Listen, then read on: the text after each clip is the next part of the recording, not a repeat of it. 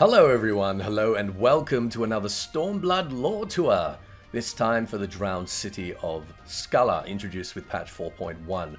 For those of you wondering, I do intend to work back over a number of the leveling dungeons throughout Stormblood, but for now, I'm just really excited to begin filling a gap in our knowledge of the 5th Astral Era of Eorzea. For those of you who may have forgotten, a major concern for the Almegan resistance moving into patch 4.1 was not only the lack of unity and leadership, but the complete absence of resources necessary to begin restoring the nation or even feed the liberated citizenry. Thankfully, Arenvold, an Almegan himself and less salient member of the Scions, who has nevertheless been around since 2.0 as an echo-gifted Halfgar land chap so often overlooked, has finally found his voice and volunteered information regarding a rumor that King Theodric, the last king of Alamigo, had gradually and obsessively hoarded the seized wealth of his executed subjects in the depths of the ruined city of Skalla, an ancient civilization contemporary to Amdapor and Nim, sunk beneath the lock upon which Alamigo was built. Wishing to explore this rumor after Arenvold successfully piqued the interest of both ourselves and Alphino, we decided to investigate a means of penetration from the depths of the lock, whilst Arenvold and Alphino searched for a rumored secret entrance within the Alamegan royal palace, a secret which escaped either the attention or the interest of the Garlean occupation. Now, we've explored a number of ruins contemporary to Skalla already, specifically those built by Amdapor, Mark, and Nim. What is perhaps most unique to Skalla in comparison to the others is the architecture, which, as we shall see, includes decidedly Turkish portals, pillars, and geometric decorations. In fact, the architecture of Skalla seems to have much the same Ottoman Baroque aesthetic as that of modern Alamigo, an aesthetic that Alamigo developed as a result of their exposure to Eastern culture in their city's capacity as a gateway for trade between the East and West for most of its history. What this seems to imply is that Skalla enjoyed an equivalent role with its equivalent geographic location, which is the first hint we've had of significant contact between Eorzea and the East during the 5th Astral Era. You might also remember having noticed that Argath Adolphus is wearing a garb identical to the Skallic jacket in the ancient Ivalesian temple of Lazalia. It's quite possible that this is not a coincidence, that the two cultures were contemporary, and that this style of dress was distributed from one to the other. In truth, there is a great deal we don't yet know about the 5th Astral Era, given that all we've seen before now are the ruins of only 3 states to have survived through the War of the Magi up to the Great Flood, when in fact there were a total of 12 Eorzean nations before the war, one dedicated to each of the Divine 12. Anyway, the first creatures we encounter here seem to be denizens of the Loch that have moved into the caves formed in this section of the ancient city following the Great Flood. We've encountered the Nunca and the Soblins both around the Lochs above. They're accompanied here by some other local wavekin. The Ninki Nunca I have talked about in previous lore tours, but to review, it's a draconic swamp monster of West African folklore, a cautionary tale for overconfident young children, and a favorite among contemporary amateur cryptozoologists. An interesting fact about the Eorzean Nunca is that it is actually the males that carry the eggs on their backs. The females lay them there specifically so that the male can protect their brood. The Soblins we find in and around Lochseld are distinct from other Doblins only in that their consumption of salt crystals causes constant erosion to their bodies and subsequent maddening pain, making them extremely aggressive. The Salt Swallow seems a little less concerned than the Nunca, and have been using this part of the cave as a nesting ground, presumably safe from predators found elsewhere in and above the loch. Now, since we're exploring the bottom of the loch, it's only appropriate that we run into a Kelpie. The Kelpie is, of course, a creature from Scottish folklore, appearing in a good number of 18th century sources, a loch or river-dwelling malicious and shape-shifting spirit, which can appear variably as a horse or a hoofed human. As with most mythological creatures, there are a variety of claims regarding its appearance as either a large black or white horse, often with its hooves reversed, and sometimes with a mane of serpents. In stories of its encounters with humans, the Kelpie would usually lure them onto its back, where they would find themselves somehow transfixed and unable to dismount. after which the Kelpie would carry them into the water to drown and devour them. There is a common story of several children climbing onto the back of a Kelpie, whilst one small boy reluctantly remains on shore, pats the horse, and upon doing so finds his hand stuck to its flank.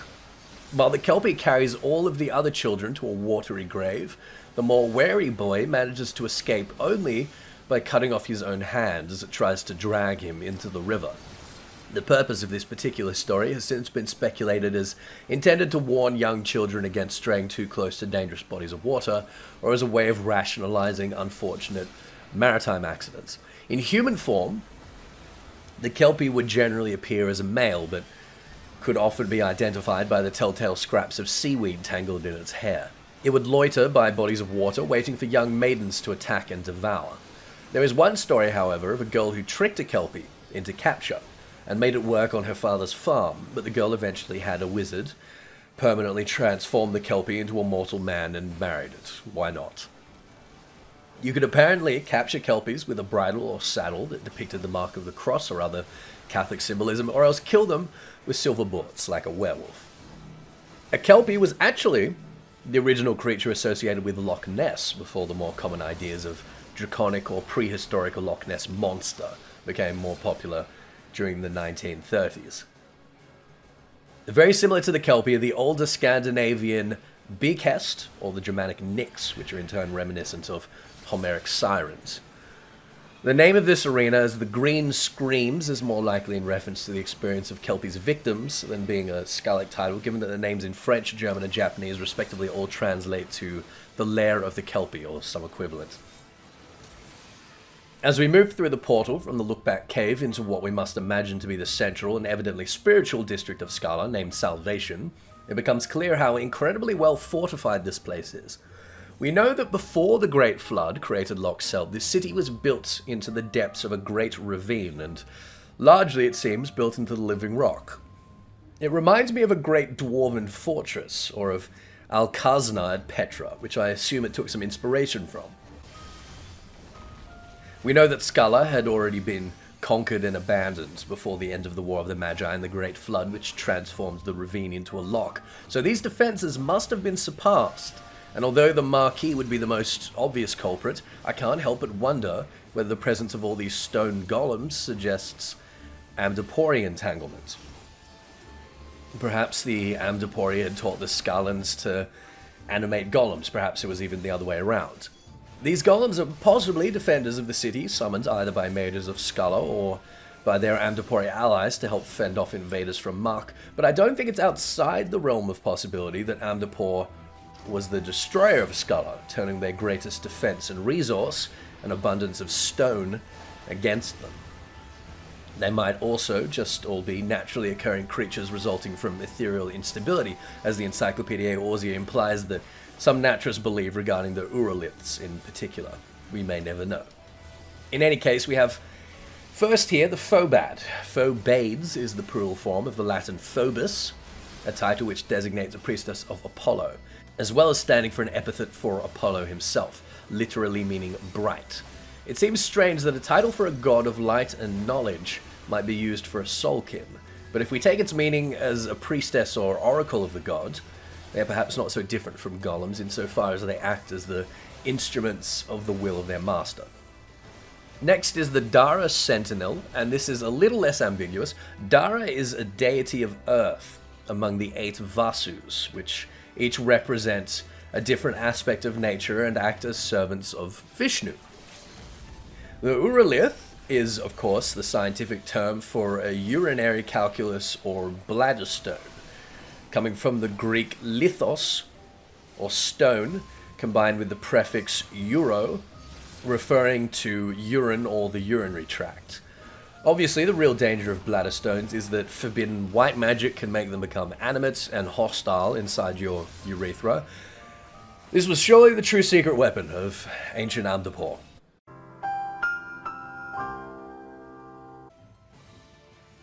So we come to the old one, which looks exactly like a prehistoric Japanese dogu. And boy, do ancient alien theorists ever love this one. They claim that it bears a striking resemblance to contemporary spacesuits, and that they stand as compelling evidence for extraterrestrial contact with the peoples of ancient Japan, who subsequently made clay effigies in their image.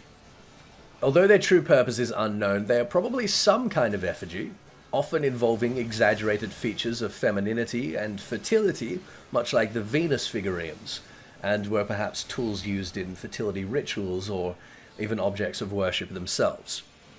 It has also been speculated that they may have been used in the practice of sympathetic magic, not unlike a voodoo doll. In this thinking, the hollow dogu might have been made in order to transfer disease or curse from the person they represent. The hollow shell of the Old One here acts as a protective layer for the presumably more brittle automaton housed within, which speaks in the same way and is presumably animated in a fashion comparable to a contemporary mammoth. Its hollow form might also perform the same design function as the Amdapori mana pots, that is, to reliably store large quantities of ether within. Anyway, it was evidently tasked here to defend the door unopened, otherwise localized as the Sealed Gates or the Sealed Way into the necropolis of condemnation. Whether it was intended to protect these crypts of Skalla, or it was recommissioned by Theodric to stand guard over his treasure vaults, is unclear. Now, condemnation has three purposes. Firstly, it is, as I said, obviously a necropolis of Skalla. Secondly, it has become the treasure hoard of the King of Ruin, who has, in many cases, had the mummified bodies unceremoniously dragged out of their alcoves so that they can be used to store precious goods. Finally, it is a labyrinthian grave for the countless perceived enemies of Theodric. No doubt the name Condemnation is a reference to this. The condemned appear throughout the crypt here, at first as mindless ashkin, denied the full release of death, but it seems to be in truth some terrible transfiguration performed upon them by the mages of the king. For starters, proper ashkin don't revert to their mortal form once defeated, in our experience. So I think that a transformation caused by Alamegan mages or by this environment is more likely, perhaps a combination of both, but we'll see more evidence of that later. The Zangbito is a spiritual being in the beliefs of the Yoruba peoples of West Africa. They are the guardians and executors of the law, sometimes inhabiting the bodies of men and sometimes simply possessing the eerie forms of special haystack costumes, patrolling the streets at night and protecting the people with their magical powers. The lightless homunculi here are elementals, known to be drawn into existence by specific ethereal conditions. I would speculate that these in particular are brought into being by the special ethereal permeations or permutations of death. That is to say, the consequences upon ambient ether of a large number of preserved dead in close proximity. These conditions might, as I said, also be responsible for the transformation of Theodric's prisoners. It seems that ritual wards concentrate this effect and allow us a temporary transformation as well. But whether these wards were placed by Skalla or by the servants of Theodric is unclear. Perhaps the most interesting feature of this crypt to me is actually these altars scattered around. The ambiguous beast skulls and other iconography aside, I think these altars might hold a clue to the religious dedication of Skalla. We are told that each of the original 5th Astral Era civilizations worshipped one of the 12, and although there is no symbol here used in contemporary association with any of those deities, we know that their iconography has changed over the eras. For instance, the symbol we equate with Azema once represented the Mercidian icon Sephiroth. If you're not sure where I'm going with this, the altar is conspicuously emblazoned with a symbol almost identical to the job icon for the scholar. Now, I know that our scholar job is based on the practice of the Nimians, particularly in the use of fairies, but the patron of Nim was Oshun the Wanderer, and every culture has its scholars. I think that this might be evidence, however, that the divine scholar, Thaliak, was the guardian deity of Skalla. This would make sense in the context of Skalla's position as a place for the exchange of not just goods, but culture and ideas between the East and west. Skalla is well situated to have once been a thriving environment for scholars of every discipline. Now we finally come to the Golden Walls of Ruin, an antechamber holding the majority of Theodric's plunder and the ultimate goal of Arenvold's expedition. Roderick here was the cousin and attempted counsel to the king, and the flavor text of his triple triad card makes it pretty clear that this bestial form he takes and this sad charge of guarding the king's treasure is the result of a curse dealt in punishment for imagined treason, as he tried to calm and quell the bloodlust of Theodric at the height of his terror. Apart from Roderick himself, the most salient feature in this room is of course the huge portrait displayed on the east side of a human bust that looks quite unlike any other Hure we've seen. Between the gaunt features and the electric purple hair, you might be forgiven for thinking that this was a Guado from Final Fantasy X, perhaps some depiction of a King of Skalla. In truth, this seems to be a portrait of King Theodric himself. For confirmation, we can check the monolithic statue of the Ruiner in the locks, or more specifically of the smashed head lying at the base of it, quite identical to its painted counterpart. If you want to learn more about the King of Ruin, I actually did a short series on the history of Ala Mhigo just before the release of Stormblood, and we haven't learned quite as many extra details as you might think, so I would definitely recommend checking it out. Anyway, without much else to say about Roderick Poisontongue, that's the Drowned City of Skalla, complete, and with it, we have uncovered resources to begin funding the restoration of the infrastructure and peoples of Ala Mhigo, so bully for us and bully for Arenvold. I honestly suspect this might not be our final foray into the hidden depths below Ala Mhigo. After all, we know that the Allagan Ultima weapon was excavated from somewhere beneath the city. But until then, thanks for watching, like and subscribe for more. Share this video with your friends, and if you want to help hold back the ever-encroaching spectre of #YouTube demonetization from the channel, consider checking me out on Patreon. Every little bit helps and will earn you a place both in the credits and in polls that inform creative decisions for the channel. Anyway, I'm Ethys, thanks again, and take care of yourselves.